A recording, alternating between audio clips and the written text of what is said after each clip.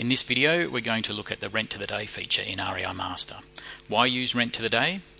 No matter how much rent is paid, REI Master will calculate how many days it is worth. Tenants and owners can see exactly which day rent is paid to, and for our New South Wales clients they must use this feature due to changes to state legislation. In our example here we are going to look at two ways of turning on the Rent to the Day feature for our tenants and also the global setting as well. We'll start with Wayne Swan as our tenant here. He currently pays $700 on a weekly basis, i.e. $100 per day. To turn on the Rent to the Day feature, access the Tenant Details screen. Under the Tenancy Info tab here, we need to activate Rent to the Day. Select Modify, place the tick in the box there. We are overriding the Global Rent to the Day setting, which is currently unticked, so we say yes. This tenant here now has rent activated to the day. A receipt for this particular tenant now. Under the Receipts tab, we're doing a receipt for Wayne Swan. Under the item drop-down list here, you'll see that you no longer have the part rent payment option available. We select rent, and in here we type in the amount of rent to be receipted. Let's say that Mr. Swan has paid $500 towards his weekly rent. If we type in the $500, click on the tab key on our keyboard, you will see then that $500 is worth 5 days worth of rent from the 1st of the 10th through to the 5th of the 10th. Proceed and save your receipt as per usual.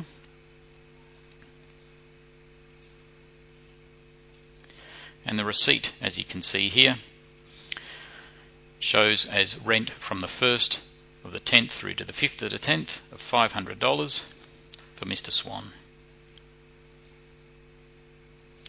Another example where a tenant pays a different amount which is not divisible evenly by 7. Mr. Abbott here pays $500 per week.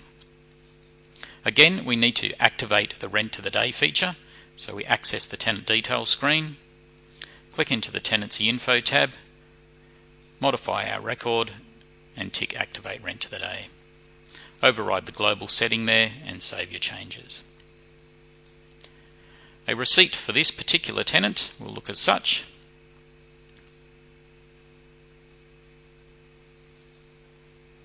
Again, under the item drop-down list we select rent, and in here we insert the amount that is to be receipted.